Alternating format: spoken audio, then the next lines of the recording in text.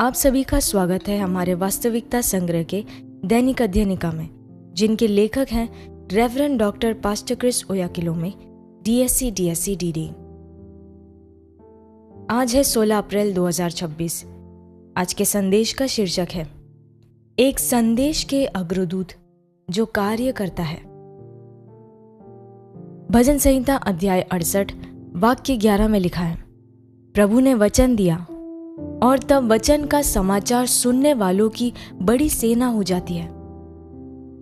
स्वामी के मार्कुस अध्याय 16 वाक्य 15 में शब्दों के अनुसार सुसमाचार हमें सौंपा गया है कि हम इसे हर राष्ट्र और हर प्राणी तक प्रसारित करें।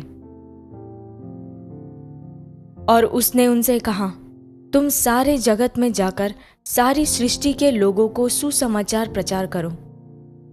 इन अंतिम दिनों में परमेश्वर का वचन उन स्थानों तक पहुंच रहा है और उन लोगों को प्रभावित कर रहा है जिन्हें पहले पहुंच से बाहर माना जाता था, और यह हर महाद्वीप में जीवनों को बदल रहा है।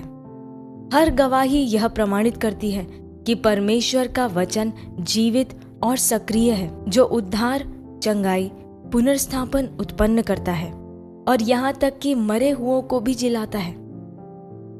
प्रभु यीशु मसीह कल और आज और युगान युग एक सा है और उनकी सामर्थ्य अपरिवर्तनीय रहती है। हम आज उनके दैवीय सत्य के व्याख्याता और प्रचारक के रूप में कार्य करते हैं। हमने यह संदेश नहीं बनाया, हम इसे पहुंचाते हैं।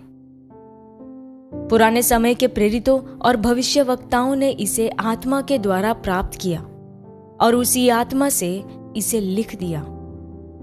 उन्होंने संदेश के प्रसारण में अपनी भूमिका निभाई, लेकिन आज हम अटल पर हैं। हर भाषा में और सभी राष्ट्रों में इसे अनुवाद और वितरण करके इस कार्य को आगे बढ़ा रहे हैं। एक दिन सुसमाचार में हर मजदूर, हर प्रचारक, व्याख्याता, अनुवादक, दाता और वितरक प्रभु से पुरस्कार पाएंगे। एक भी प्रयास अनदेखा नहीं किया जाएगा, इसलिए थकने से इनकार करें। सुसमाचार के प्रसार के लिए आपका उत्साह बुझने न पाए।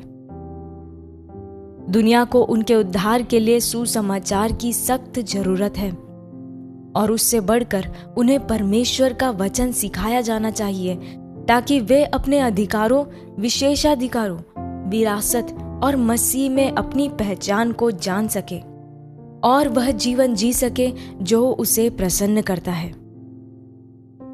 यह ही स्वामी का आनंद है कि वे उनके संयुक्त वारिस बन जाएं, उनके साथ राज्य करें। यह संसार उन्हीं का है, उनका राज्य अनंत और सार्वभौमिक है। यह पृथ्वी केवल एक हिस्सा है उन सब कुछ में से जो उनका है।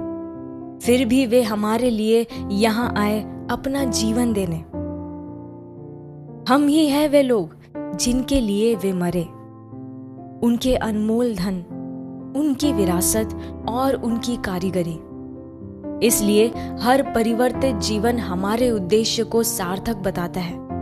हर गवाही पुष्टि करती है कि सुसमाचार दैवीय है। संकट, व्याकुलता और भय से भरे एक संसार में हम ही समाधान हैं, हम ही उत्तर हैं। हमारा कार्य अत्यंत महत्वपूर्ण है। हम ही राष्ट्रों की आशा हैं।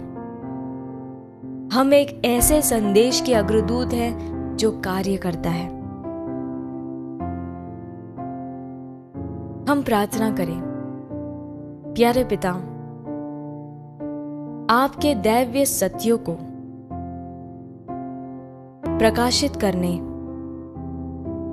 और पृथ्वी के छोर तक उद्धार पहुंचाने के